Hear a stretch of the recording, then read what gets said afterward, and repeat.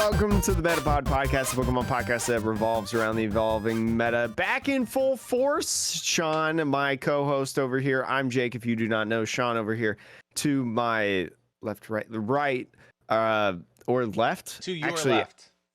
My left, your right. Anyways, we're back in action with you today. Sean, back in the States. Sean, how was your trip in Japan? It was wonderful, Jake. I was showing off a few of the things that I purchased to Jake. I think they had so many of these. I think they're called like sitting cuties. Yeah, they're sitting cuties in the American line. Yeah, and in the Japanese line, I think they just call them Pokemon Fit. There's like a whole line. So I got a Jirachi because my favorite Pokemon. I got a Metapod because, you know. A Metapod. Right, like, you know, I got a We're Ditto. the biggest Metapod fans in the world. Probably, honestly, at this point. Truly. I got a Ditto, I got a Sylveon, a Lechonk, not an Oinkadoink, a Lechonk. And I got a Rayquaza as well. And then I also, this deck box, those of you and you know, for those of you listening, I'll explain the deck box to you. It is a squishy, plushy deck box that is Pikachu. And it has Pikachu's face on the front. It has a little tail that's like flat, but it also has not flat ears on the top of the deck box. And it does like Velcro to open and close. And it's all squishy.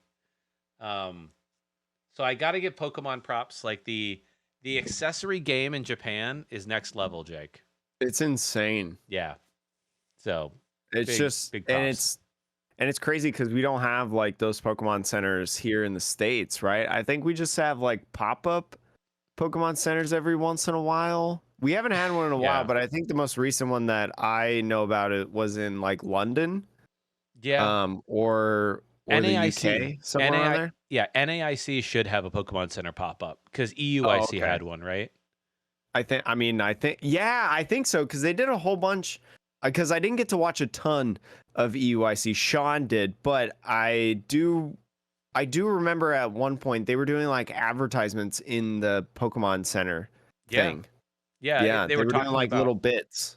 Exactly. So I'm assuming there will be one at NAIC. So for those of you listening who, you know, I think it's in June, they haven't released tickets yet, but even if you go as a spectator, you can get to go to the Pokemon Center, pick up whatever plushies that they're going to have there. I'm sure they'll have some awesome exclusive stuff for the event too. So, yeah.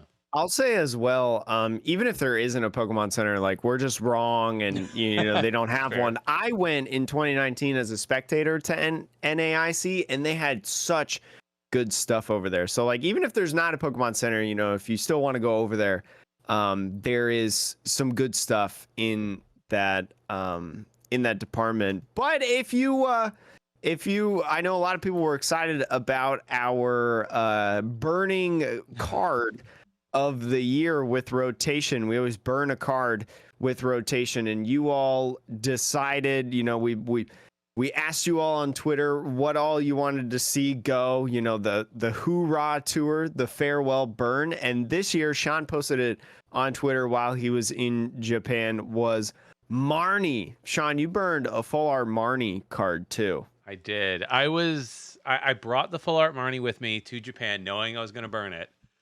But I was a little tempted to go get a Japanese full art Marnie because that card is a little bit more money than it is in the English version.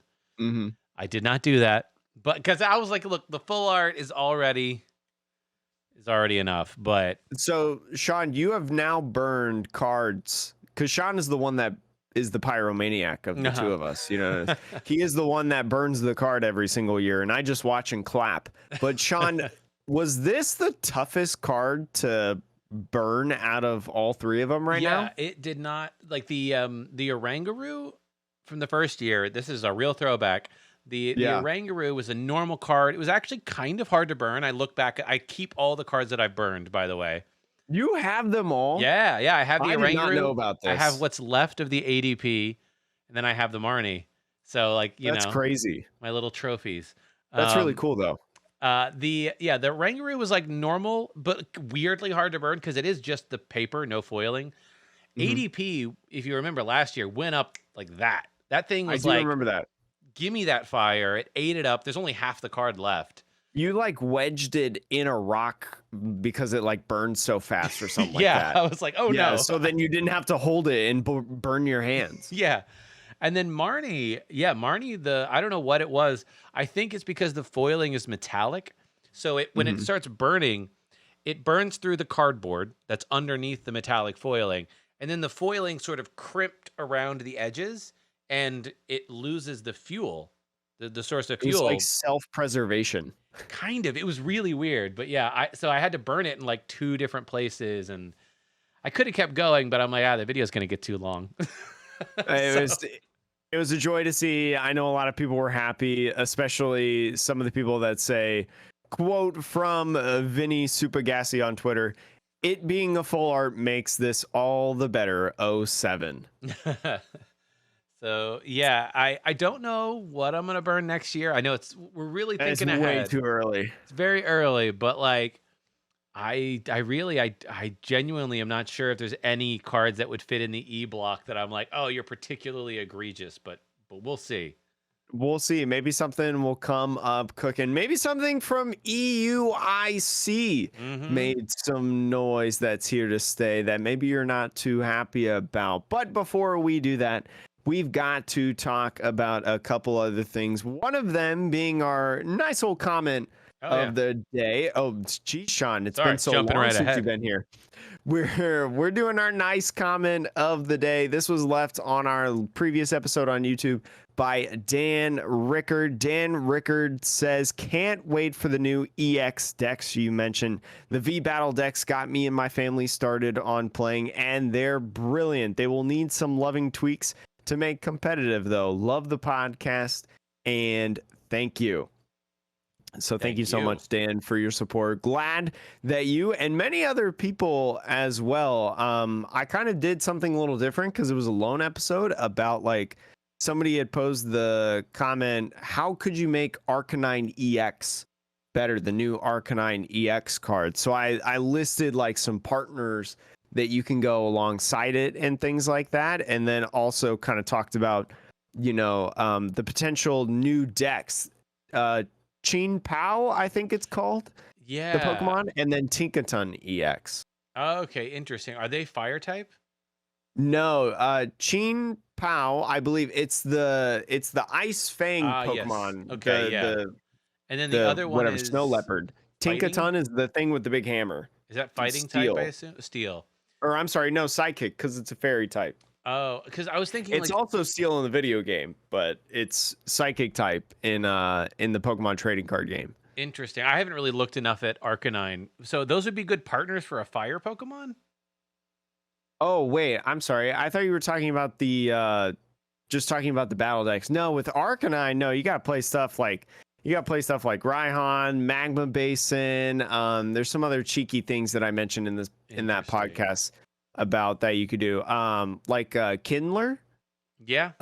Because you need to get energies in the discard pile. Kindler might be a decent supporter that you can try to utilize. Yeah. And there was another supporter that I thought of, but I can't remember what it is.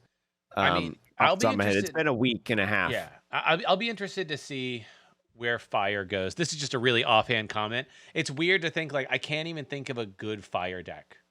No, I, because we haven't really had one since like would you consider Victini VMAX to be a good fire deck?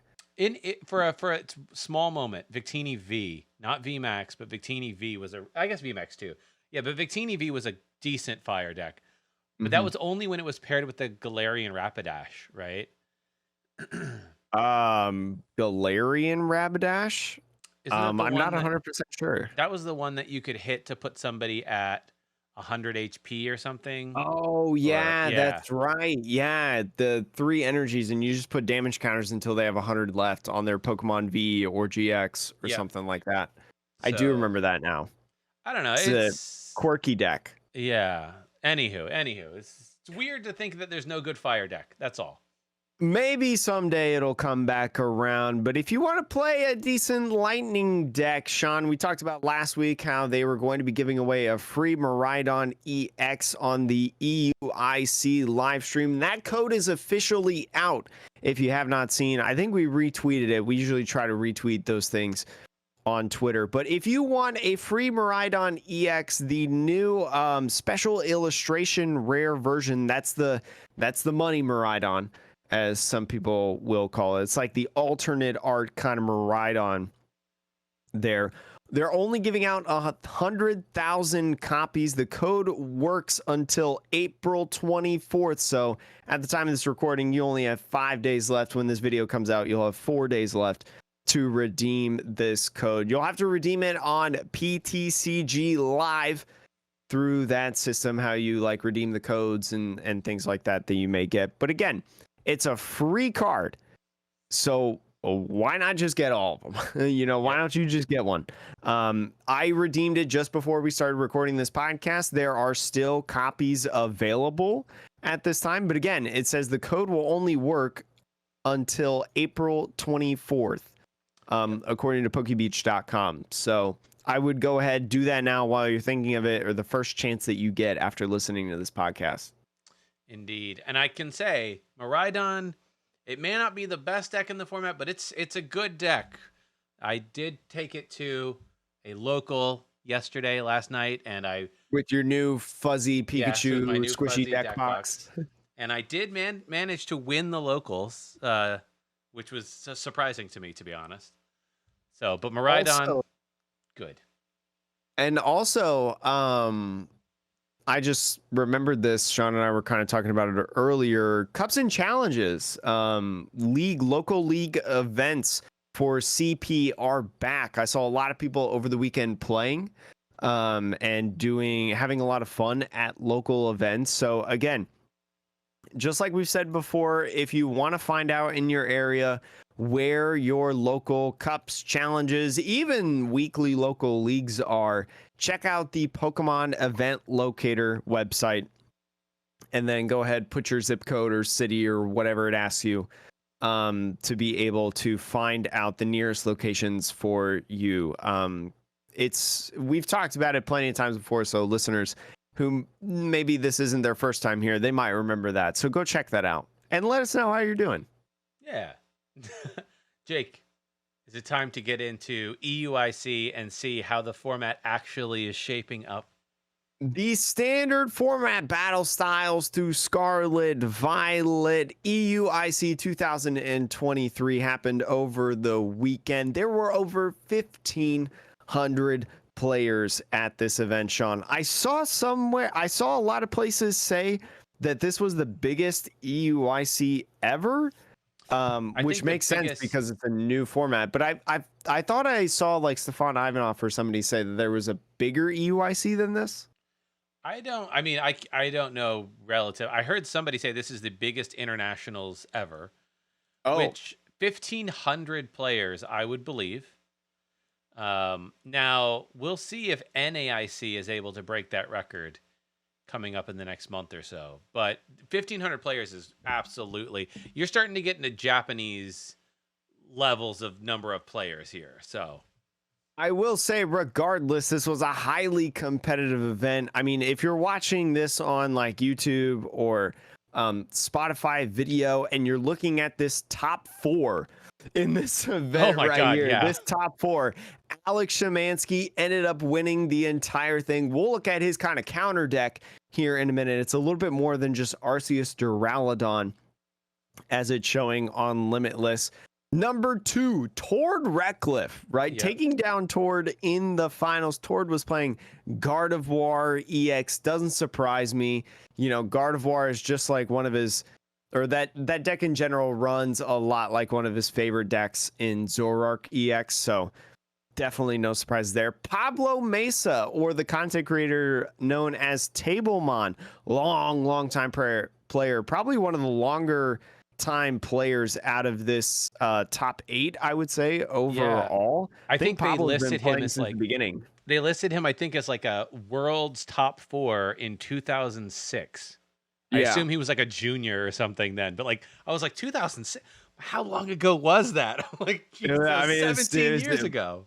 Pablo is one of the biggest veterans in the game, third place overall, and then Pedro Eugene Torres at fourth place, another brilliant player over from Spain. Pablo was playing Mew Genesect, Pedro was playing Lost Box Zone. But that wasn't all of the top 8. That's 4 of 4 different decks in top 8. There was a 5th deck at number 5, Aiden Koos, playing Gudra Lost Zone box. So another archetype out of the top 5 archetypes, 5 different or 5 top 5 decks or top 5 places, I guess. Well, there's still decks. Top 5 places in the event, all 5 different archetypes. And then 6th place was Lugia Archeops. Lugia Archeops took 6th and 7th. So, you have a little bit of double up there. But in 8th place, we had Miraidon Regieleki VMAX. So out of the 8 spots, there were 7 different decks. Very, very awesome signs, Sean, for this format to start out. Yeah, and it's kind of wild to me that like there are some new ones like Gardevoir and Miraidon both making top 8. I think it surprised people that it made top 8 because it actually did not perform that well overall in terms of day 2. And like I'm like scrolling down this list right here, and like there's only like a couple of Miraidons total in all of day 2. There were only 5 Miraidons overall in day 2. So I think that says to me that the deck is probably good. Got some work to do. Yeah, it needs a little work. It's a very. It seems like it. I know it's a kind of a high roll deck where like it plays very linearly, and you need to get lucky. And in a tournament of this size, high rolling the whole way up to top 8 is really hard and unlikely. Apologies for that. A little bit of technical difficulties getting back in the swing of things, but let's just get into the top tables. Let's look off to Alex Szymanski's deck. Alex Szymanski, always a finalist, never a champion until this past weekend at EUIC. What's the phrase that they used? Always the bridesmaid, never the bride. That's exactly right, Jake. Nailed it.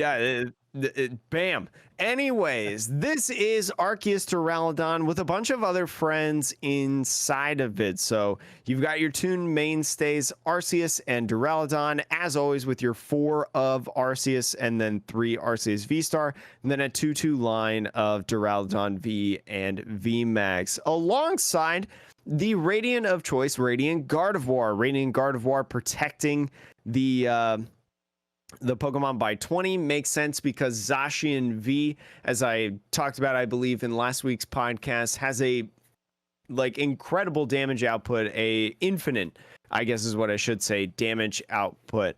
So allows it to make just a little bit harder for stuff like that to be able to one-shot your Duraludon VMAX or maybe hit into specific numbers of that sort. There's also a Lumineon V in here to be able to research Colress, Judge, Sharon's Care, or Raihan. There's a couple one of supporters in this list. Raihan's really cool. I always like Raihan.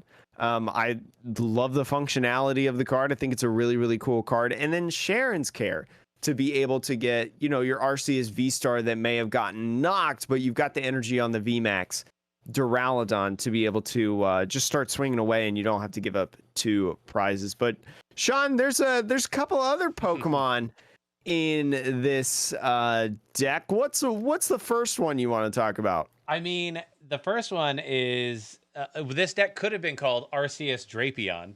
To be honest, there's as many Drapion as there are Duraludons. Basically, there's 2 Drapion Vs in the deck.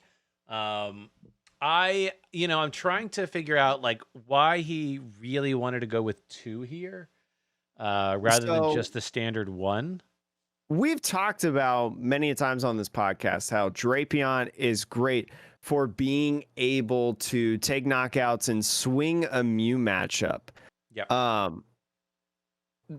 The other one I'll say, I think a big reason that there's 2. Let's talk about the other cards first, and that'll kind of play into why Drapion V is really, really cool. It is a Vulpix, a Lowland Vulpix V and a V-Star. So Sean, if you want to pull up the V-Star, You might not remember what this card does. And you know what? I didn't either.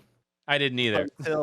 Until it started making some noise that Alex was playing this. So if you do not know, Alolan Vulpix V-Star is a 240 HP water Pokemon. It has 2 attacks. The first one, which is not the V-Star power, the first one is water colorless. It does 160 damage. This attack's damage isn't affected by any effects on your opponent's active Pokemon. During your opponent's next turn, prevent all damage done to this Pokemon by attacks from Pokemon that have an ability. Yep. Sean, you think about all the top decks right now, right? Let me quickly go backwards. Gardevoir. The Gardevoir EX has an ability. The Gardevoir baby, like stage 2, has an ability. The Zacian V has an ability in there. You talk about Mew Genesect. Mew, I don't think has an ability. I don't think Mew has an ability though. No, but that's you have the Drapions. Okay with that. But yeah, I mean, you got Drapions in there. Mew usually just plays double turbo. So you're doing that. Lost Box, the Cramorants. Have that in there. Sableye, you're not really worried about because they just don't put up enough output. Your Radiant Charizard fixes in there. Yeah, even the Raikus, right? Like a lot of Lost Boxes are still playing Raikou. If you're talking about Lugia, right? We know that Lugia is a big thing. Lugia has an ability. I don't know if all the partners of Lugia, like the single strikers, have abilities, but most likely they do if they're like playing Duraludon or others. So many decks have abilities. Like Miraidon is a good example too. Miraidon has an ability, and the Regieleki VMAX has an ability. So like basically every attacker in a common, Miraidon deck has an ability. So really crazy swing here. The Vulpix V-Star as well. Sean, what's that V-Star power it's got? I mean, I don't know if you ever use it, but Silvery Snowstar does 70 damage for each of your opponent's Pokemon V in play. Isn't affected by weakness or resistance. So, I'm sure there are some matchups where this is really relevant. And if you don't need to use the Arceus V-Star's ability to go get you 2 cards, then yeah, you can go use this ability in specific matchups. Maybe the Arceus Mirror type matchup where you're going to have a bunch of Vs in play. The Mew matchup. This is an alternative attacker, basically, that you can use outside of Drapion. I believe in one of Alex Szymanski's streamed matches, I do remember a time where he used Silvery Snow Star, the V-Star power on a Alolan Vulpix V-Star. I think Alex was facing a Miraidon Regieleki deck. To get and the Regi. So, yeah, because I don't know if it was to hit into the Regi or the Miraidon. I think what he ended up doing was he ended up bossing up the Miraidon EX that the opposing player was putting energies onto to be able to attack. And because they had so many Vs, EXs, things like that in play, or so many Regieleki Vs, right, and a Raikou V, that he was able to just take a knockout with Silvery Snow Star, not even committing into energy to this Alolan Vulpix V-Star, take 2 prizes, and then be able to be one more step ahead in setting up like a Duraludon V. I believe that allowed him to just essentially, like, that was, even though it was early in the game, that essentially won him the game based on being able to move stuff around. Yeah, so yeah, those are the 2 main other attackers, right? You got Drapion, you got the Alolan Vulpix V-Star, which, really I think surprised a lot of people. And then to your point about why the 2 Drapion, one other thing to point out, he is playing 4 copies of Lost City. So if that's your stadium of choice, and hey, you use it, you knock something out, that goes away forever. But then your Drapion might be then sitting in the active, about to get knocked out right back. So I guess it makes sense to have 2 copies in specific matchups. There's also, Sean, if you want to maybe go over to the second place list real Mm-hmm. quick and pull up Gardevoir EX. Gardevoir EX, Sean, what is it weak to? I mean, it is weak to darkness. So that's a whole other reason to pull up two Drapion Vs. You know, you got the Mew matchup it's good for. You got the Guardy matchup it's good for. So if one of your Alolan Vulpix pieces gets prized, because if you prize the V, actually, I don't think Alex was playing a heavy ball at all.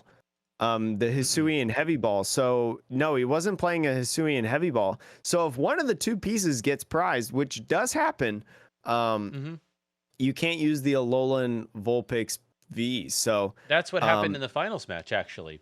In the really? Okay. in the last game, the Alolan Vulpix V Star was prized, but he actually against Tord he played the bluff. He put the Alolan Vulpix down, and he also put a Drapion down and powered it up. And Tord had a boss in hand and had to make a choice.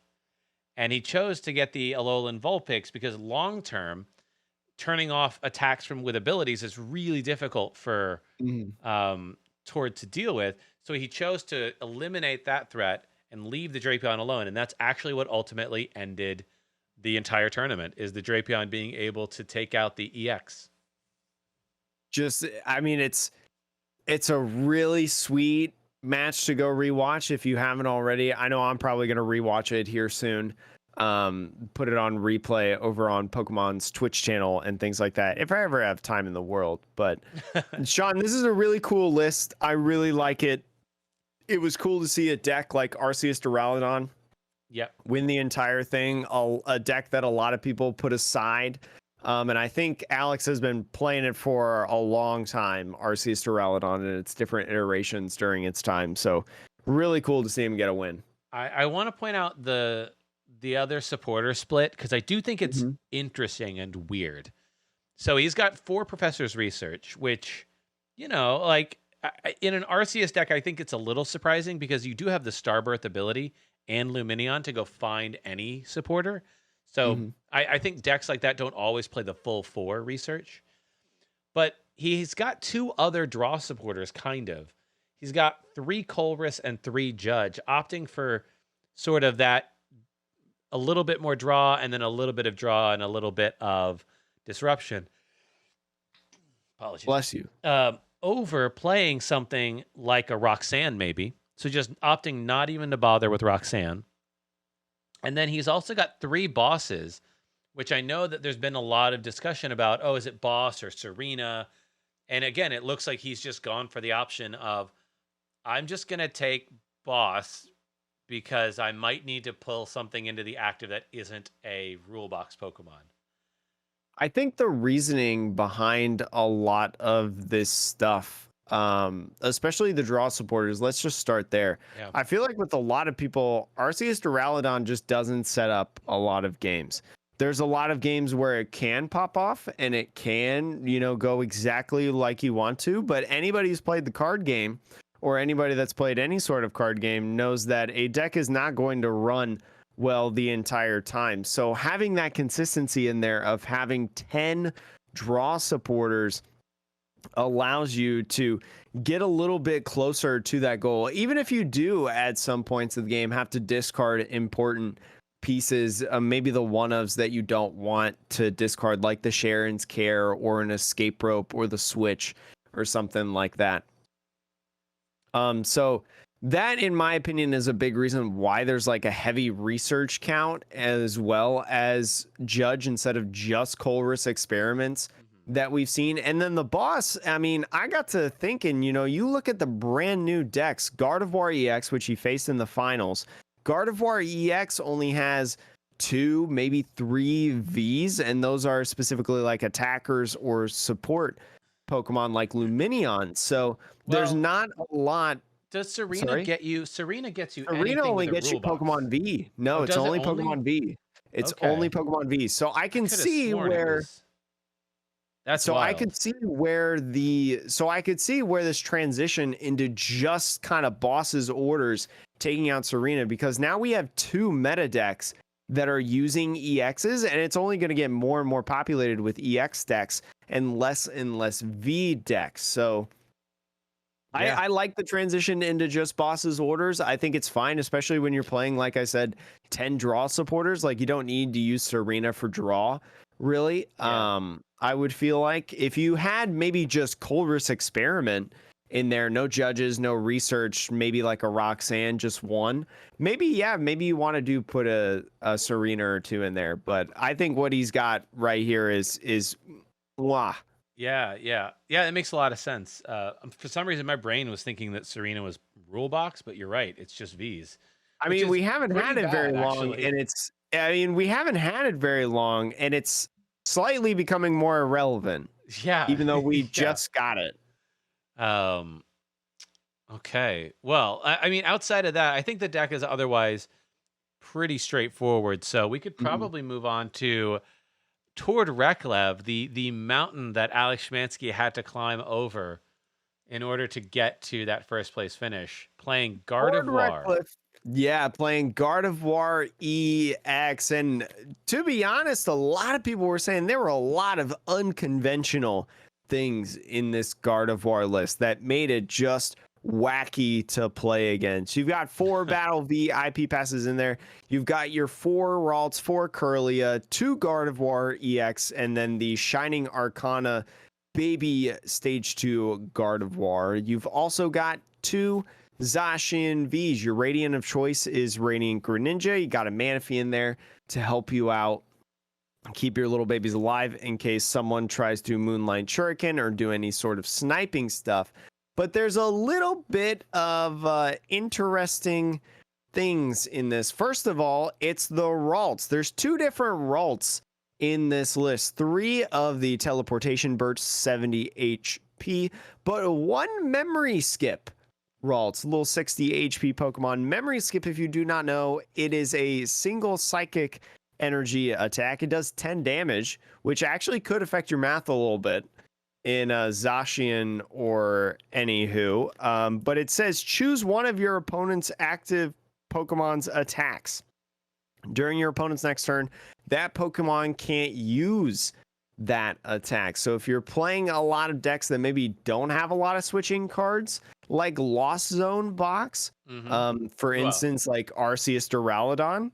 yeah, Arc Doral Lost Box has tons of switching cards, No, but no, no. If you're, I'm sorry. yes. If you're playing a deck unlike Lost Zone Yes. box that doesn't have a lot of switching cards or free retreaters, things like that, you can really catch someone off guard by just saying, "Hey, you're here, but you can't use that attack anymore. You gotta find a different way." Yeah, and I know that Tord actually pulled this out in one of the games to hit into the Alolan Vulpix V-Star to turn Oh, off. really? Yeah, that was like a whole plan. Like, hey, every turn he's attacking with this, I can't attack him with something with an ability. So let me actually go and wait till the end of the game when it comes out, hit him with the Ralt so that he can't use it. Now, it ended up not mattering for Tord because he just retreated, had a boss on the game. Mm-hmm. But that was like Tord's thinking of like, this is my only out to this Vulpix. Yeah, and I mean it's a literal win con, Yep. especially in the matchup where I bet he didn't know what a Alolan Vulpix V-Star did until that tournament. Um, but there's other things in there. The draw engine, Curlia with the discard 1, draw 2 from your hand, then 80 HP Curlia usable by Level Ball, which is in this deck list to be able to find refinement. Man, I've been playing a little bit of Gardevoir on PTCG Live, and that deck draws so fast. It's Yep. so crazy, Sean. And what's interesting here, you mentioned level ball. I'm just going to call this out right now. 0 nest balls in the entire deck. 0. Yeah, there have not been too many nest balls that I feel like I've seen. So they got 4 battle VIPs, 4 levels, 3 fog crystals, which I think when you're playing Psychic, you just kind of get reminded of how good this card is. Mm-hmm. For Psychic. It's absolutely broken. And then 3 Ultra Balls. So plenty of Pokemon search, just not the one you might be expecting. There's also some search in there, some utility Pokemon like Mew. Celebrations Mew makes an appearance in this deck, usable by Level Ball The Fog Crystal. Remember Mysterious Tail.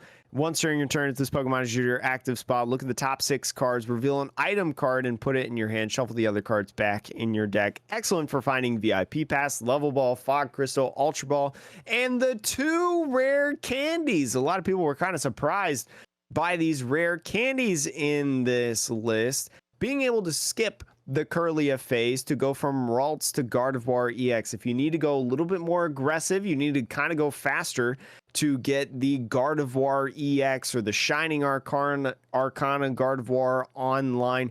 You can use that rare candy to kind of skip that as well. So very, very interesting in terms of the Pokemon evolving and involvement. There's also one more Pokemon that I didn't know about in this, Sean, and you've got it pulled up right here. This is Cresselia. Yeah, it's weird. I did not really. I think he may have attacked with it once at some point that I watched, but this one is 120 HP basic. It has 1 psychic, move 2 damage counters from each of your Pokemon to one of your opponent's Pokemon. So maximum for 1 psychic energy, you can do 120 damage. So 12 damage counters actually, which is the same as Sableye for 1 energy on a basic. And if you weren't aware of the way Gardevoir EX works, it accelerates energy onto psychic Pokemon. But for every energy that gets put onto it, you put 2 damage counters onto those Pokemon. So for this one, the strategy is, well, let's just load up 1 energy on all of my Pokemon, make sure everybody has at least 2 damage counters, and then move all that damage onto Cresselia and then off into the universe somewhere to kill something. You can get I think this is especially useful in like the Lost Box matchups because it is that 1 prize trade that you do. And so being able to just move stuff, and plus as well, with the Zacian, we talked about the Zacian V earlier having like an uncapped damage potential. If your Zacian V is in a position where it doesn't 1-hit KO something, right? It gets just a little bit short or something of the sort. You can maybe strategically do things to where, okay, I'm only going to put a little bit of damage on my Zacian V to kind of just chip away at them, and then I'm going to have Cresselia finish in the next turn of the big Pokemon, whatever that may be. So there's a lot of cheeky things that you can do with this Cresselia. I would agree with Sean. You probably didn't use it that much, but I feel like the possibilities with it are pretty all right, I would say. Yeah, I mean, like you said, it's a single prize attacker, which this deck does have another one in Gardevoir, but you typically, it takes longer to get into the Gardevoir. You usually want it for its ability to draw you some cards, so it may not be something you're willing to just sort of throw out there for a cheap knockout. So yeah, good alternative there in Cresselia. But Jake, what's going on with this supporter lineup? There is a wild supporter lineup, I feel like. You've got the 4 research because, you need to get the energies inside the discard pile. But you are playing 1, 2, 3, 4, 5, and 6 different one of supporters. Half of the reason that you're playing a Lumineon V in this list is to be able to get any of these supporters. And then also why you have a Pal Pad in the deck to be able to cycle through those supporters. So we'll go through them one by one. Judge is the first one. You know what Judge is. Each person shuffles the hand in the deck and draws 4 cards. I think Judge is kind of like, it's like a secondary Roxanne almost, because I feel like you really utilize Judge in the late game when you've set up like your Gardevoirs, your Curlias, things like that. I would say, I think Judge is a really useful, not necessarily late game, but almost an early game card. Yeah, I mean, it could do that too, if you've got a good board setup. Yeah, because if you want to disrupt your opponent's hand, obviously Roxanne is not going to be live.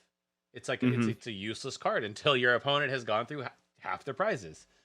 So it's just like an alternative to be like, hey, my opponent is setting up for maybe a big turn, but I need to disrupt them. Boom, hit him with the Judge. There's also a Roxanne in here, as I mentioned. So maybe you're right. Judge early game, Roxanne late game, just constant continuation of that. There's also a worker in Yeah. here. I Sean, if you run across a pesky stadium, don't worry. You can use worker to draw 3 cards and then discard that stadium. Yep, like a path to the peak, which would turn off your Guard of War. That's annoying. We don't like that. Just throw a worker. Throw a Yeah. worker in there and get It's- those away. Also, it can get rid of stuff, some like Lost City or Mhm. something like that, because Lost City, you know, there may be some Pokemon in here that you really just do not want to get rid of. You know, you don't want to lose out forever on your Zacian V or your Guard of War, like your little stage 2, because you have a card like Miriam in here. I've actually talked about Miriam. We talked about it on this podcast how cool Miriam was. I feel like when it was first announced that it was coming in the Scarlet Violet base set. If you do not remember, Miriam, the supporter, says shuffle up to 5 Pokemon from your discard pile into your deck. If you shuffled any cards into your deck in this way, draw 3 cards.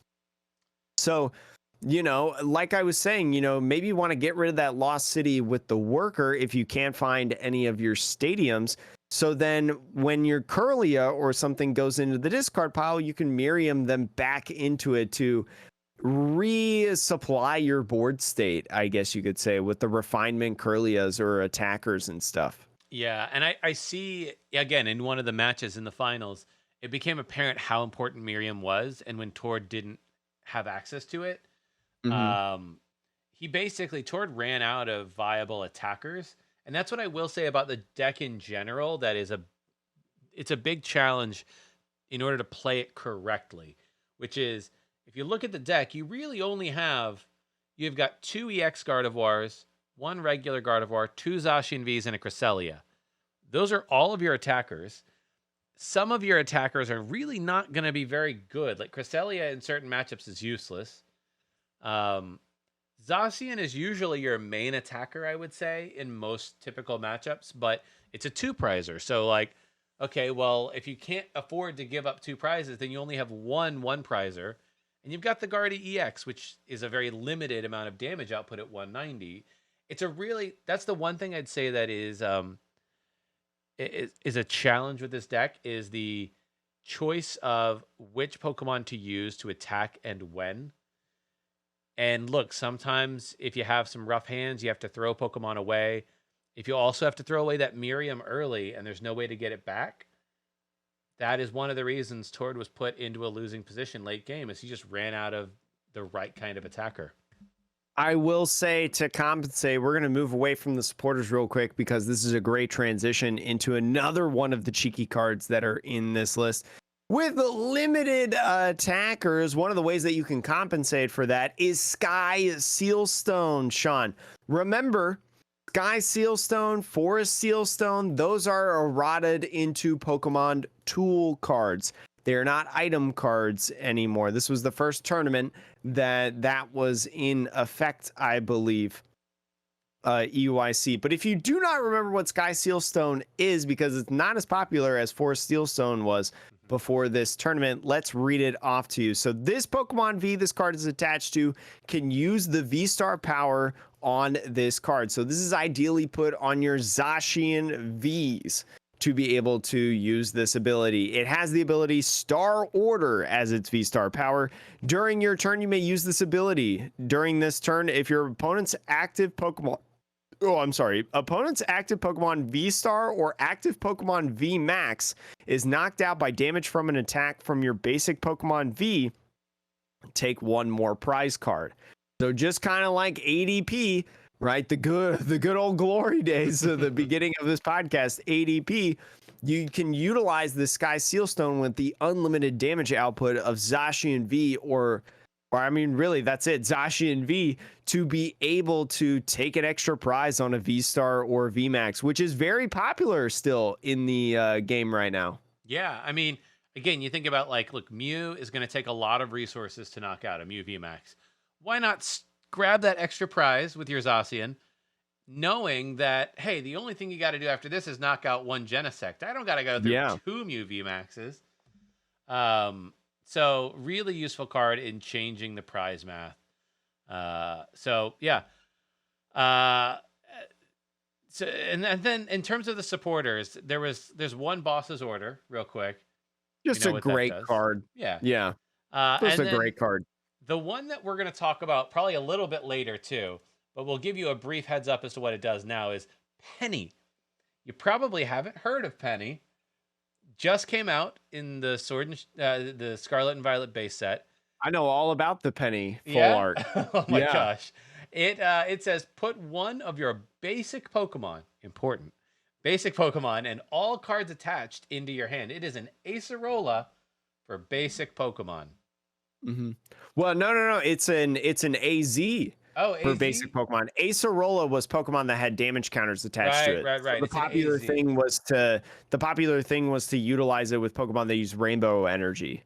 Got it. Okay, but so yeah, Penny though, you just pick it up. Doesn't matter if it's damaged or not. All cards attached to it into your hand. Really useful, in particular, for picking up, a Luminion, let's say, that gets hmm stranded on the field somewhere and you don't want to give up that extra prize. Also useful if you're like, hey, my Guardy EX got. Oh, I can't pick it up because it's not a basic. Yeah, But I you don't know. can do your Zacian Vs, Yeah, yeah, like yeah. Zacian V. Yeah, if you threw that down, you realize, oh, this is a liability now. Maybe late in the game, you can. It's almost a switch out for a lot of these Pokemon. Cresselia, if you had to start at the beginning of the game, right, and you don't want it on the field because it's useless. Mew, you got to get it out of the active. Radiant Greninja, right? You can't accelerate energies to Radiant Greninja, Manaphy, or Luminion Mhm. from the Gardevoir. So, aside from a manual attachment, there's no other way in this deck to retreat that card. So Penny is almost another option for retreating, whether it's your Zacian, like I mentioned, and it's really really cool to see. So that is the Gardevoir EX deck. In my opinion, like I bought some of the cards for Guardy EX after watching Tord play it. I'm hmm not gonna lie, I wasn't necessarily sold on the archetype. I still think it has some challenges, but what deck doesn't? And after watching Tord play it, I'm like, huh, this deck has a lot of cool tools up its sleeve. It's incredibly consistent with Curlia, which is appealing to which very many players. Like, if you Yeah. tell me a deck is going to draw through its cards like crazy and has a variety of attackers you can use, Mew can't say that. Mew draws like crazy, but you have like one, maybe two attackers in the deck. So like at least this deck draws to the deck and you have a variety of people to throw at your opponent. But yeah, it was really cool seeing Tord pilot this. But Jake, talking about maybe some old favorites showing up in the top tables, what was Mew VMAX looking like? Mew VMAX. So going into the double turbo energy, I know the fusion strike energy with Meloetta has been floating back into the mix, but not for Pablo. Pablo opting to play Mew VMAX double turbo energy with the Genesect. A lot of these things are the usual for what we've seen. A lot of boss, a lot of Genesect, no other support Pokemon inside of it though. So Pablo not opting for stuff like an Oricorio, right? Oricorio, a Pokemon that we've seen a lot in these decks. No Pumpkaboo either. I know we've seen a couple Pumpkaboos in stuff like that. This is a Path to the Peak build, so playing 4 different Path to the Peaks, and Path to the Peak is just a really strong card. So doesn't surprise me, especially when you set up everything with Mew. You're playing 4 Lost Vacuums though. Yeah. That way In you this can list. it's like, okay, I'm going to play the peaks, but they're never going to affect me because I'm always going to have a vacuum in hand. There's a lot of different item cards in this list, especially, playing the 4 battle VIP pass, 4 Ultra Balls. You're also playing some interesting things like Echoing Horn and Yep. Fan of Waves, 2 Rapid Strike cards that we haven't really seen too much of as of late, Sean. Yeah, the Fan of Waves, I do wonder what that is for. Maybe, obviously it would be semi useful in Lugia, but like the Archeops just gets the energy right back. So like, what's the point? But maybe in like it slow. I will say, if you do find it early, it would slow down an Arceus deck if they went and attached double turbo on turn 1. So if you are playing against a Mew and you're going to run that Arceus deck, if you have a choice between a single energy, a basic, or the double turbo on turn 1, always go with the basic. It's the hardest one to get rid of. It's also, you kind of brought up the Lugia matchup. There is, validity, I feel like, in the Lugia matchup of, if a Lugia is setting up, some bench Pokemon as well, because their active is going to be knocked out, right? They're setting up the next attacker. Fan of Waves can help you out, just make that a little bit more difficult, a little bit more tricky, because with Archeops, right, you have to commit the 2 energy to one Pokemon. You can't split the energy 1-1. Now, if you have 2 Archeops on the field, you can go one on one Pokemon, one on the other Pokemon. But think about this. If you have let's say 4 energy attacker, right? And you're not using double turbo energies on this Pokemon, and they put and they used an Archeops to put 2 on a bench Pokemon for the next turn. If you take one of those energies away, one of those single energies, like for the Tyranitar, so you take away single strike energy, right? They only have 1 energy on it for a 4 energy attack. That means that they have to commit both Archeops on that thing, unless they have one from hand. They have to commit both Archeops. And same thing, like if it only has 1 on it, if you put 0, now they definitely have to commit both Archeops onto the Pokemon. So there's a little bit, it's not necessarily preventing from attacking in that next turn, but in future turns, it may be able to help you out. I just think it's a really interesting inclusion, as well as Featherball, Sean. This is definitely a card that we haven't seen. This is the highest placing of a Featherball, I feel like. It's a little, I'm going to be honest here. You got 4 Battle VIP, 4 Ultra Ball, and 2 Nest Ball. It lets you search for a Pokemon that has no retreat cost from your deck. So it's basically a Mew Finder. Yeah, it's a Mew Finder. And I'm like, that's cute and all, but maybe you don't want to get rid of cards in your hand with the Ultra Ball. Maybe you don't have that option, I suppose. It seems, I'm just going to be honest, it seems a little unnecessary. Like, you got a lot of search in here. It's interesting because you do have a lot of search. It almost kind of feels like just having another item card that can be useful, right? Because the thing about Cramomatics as well, Cramomatics, you can't use Forest Sealstone anymore. You can't use Choice Belt as a Cramomatic use, because remember, you have to discard an item card from your hand to be able to use Cramomatic. And now, at least according to Pablo's deck, you've lost 4 different cards that are item cards. So Pablo was just kind of probably looking at his deck. Okay, like, what can we do? And if you've got Ball Search, right, and you've got Pokemon Search, that is so important in Mew VMAX, because you can not only burn that card in general, right, whether that's, finding the Mew VMAX, finding the Mew V, putting it on your bench, you can just burn it, or you can just play it and just get rid of a card from your hand to be able to draw more with Genesect and stuff. So it's very, very cool, alongside being able to utilize with the Cramomatic. So it does seem a little weird to put in, but I can understand why Pablo would decide to put it in instead of, like another Switch card. Yeah, I guess that's fair. Like, you have convinced me, Jake. Sweet. Glad I could do that for you, Sean. I'm just aware of, like, we got a few more decks we want to get through, and the time is running short. But Jake, quickly going through Lost Box, seeing maybe how it's evolved. Pedro Eugene Torres playing the Lost Box deck. It's got the usual Comphase, Colrus Experiment, things like that. The Drapion, Manaphy. There's a couple other cards in here that we'll talk about really quick. The Radiant Charizard is back in his list, at least. Radiant Charizard being an efficient attacker, very, very strong attacker in this game with the Excited Heart ability. You got a Drapion in there, the inclusion of a Milk Tank as well. Milk Tank allowing you to use Miracle Body, the ability to just, like, stop your opponent in general.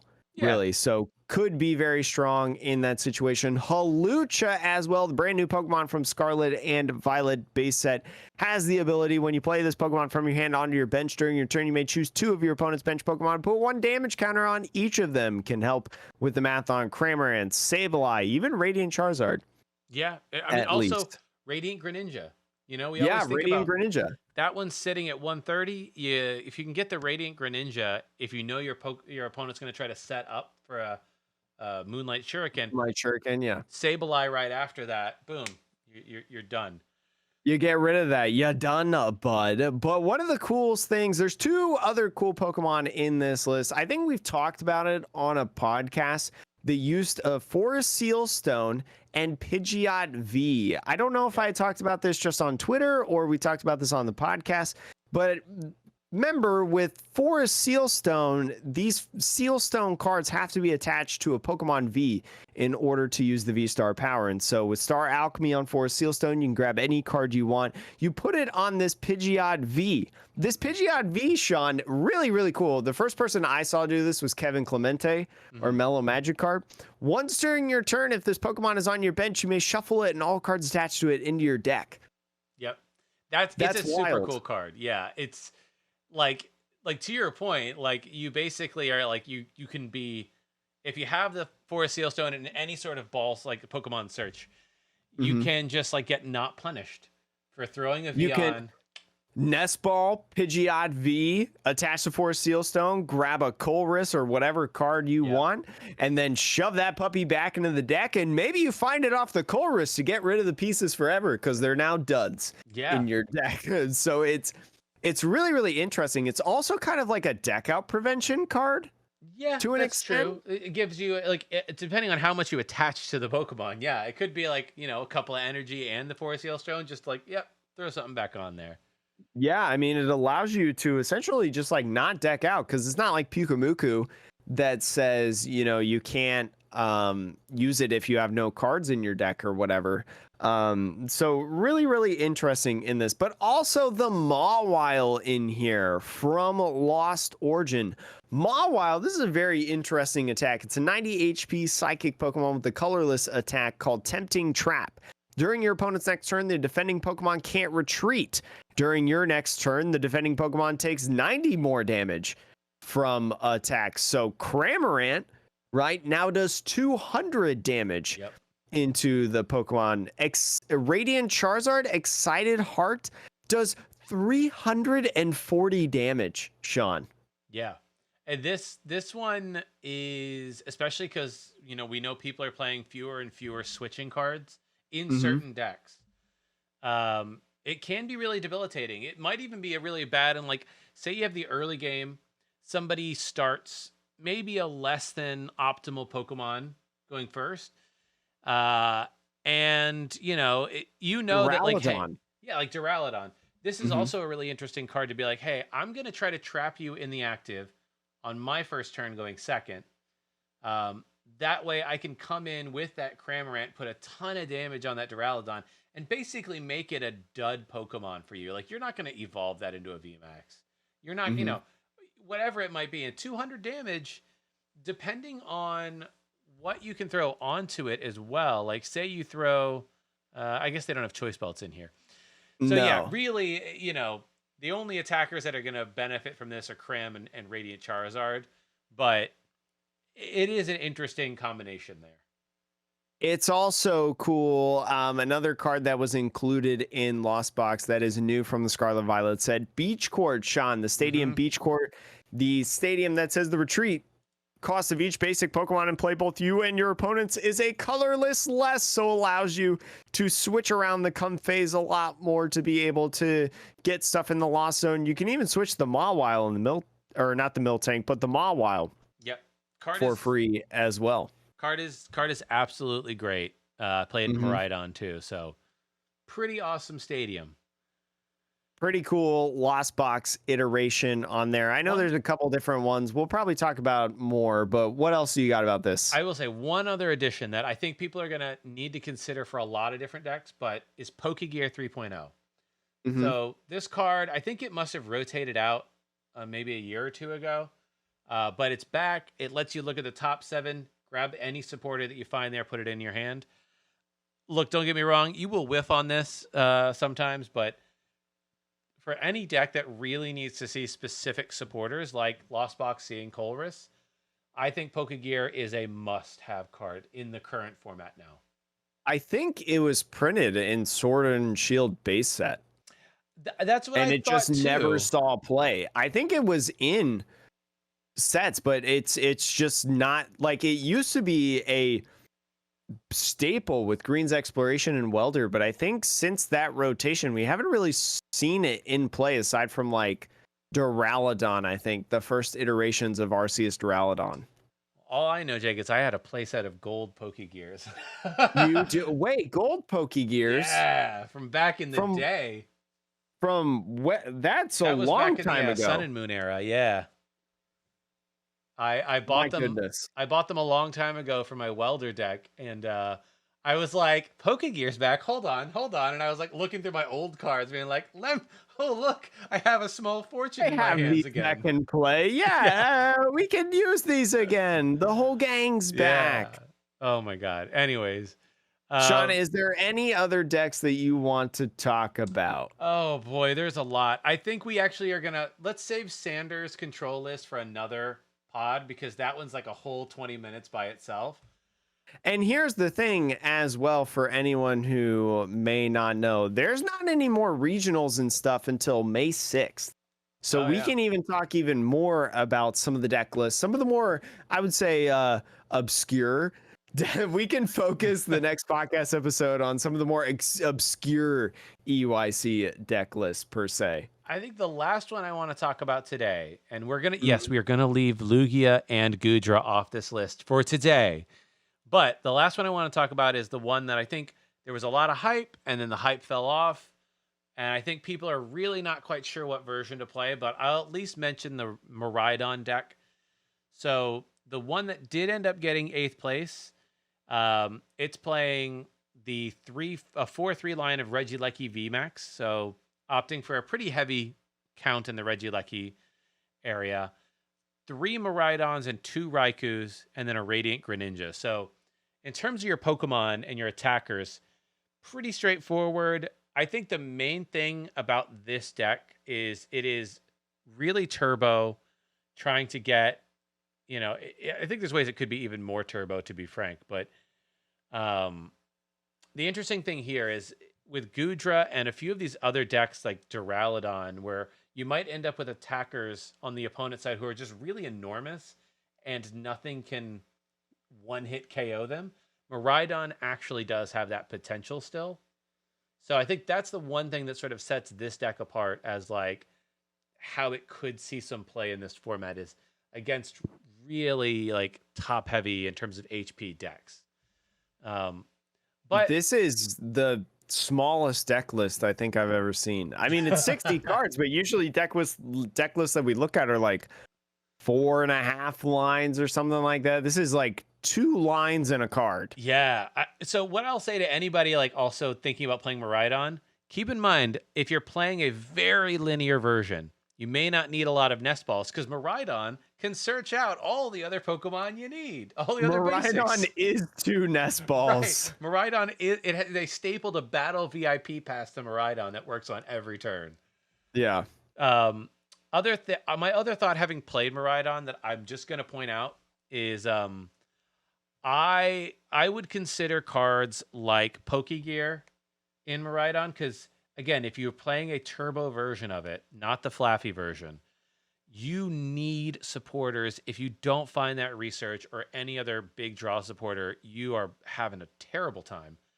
So either Pokegear and or the what are the trekking shoes?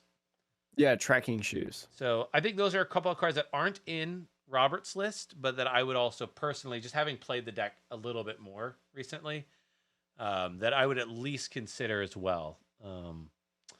But yeah, that's about it. I think that one's still a work in progress. So that's the thing.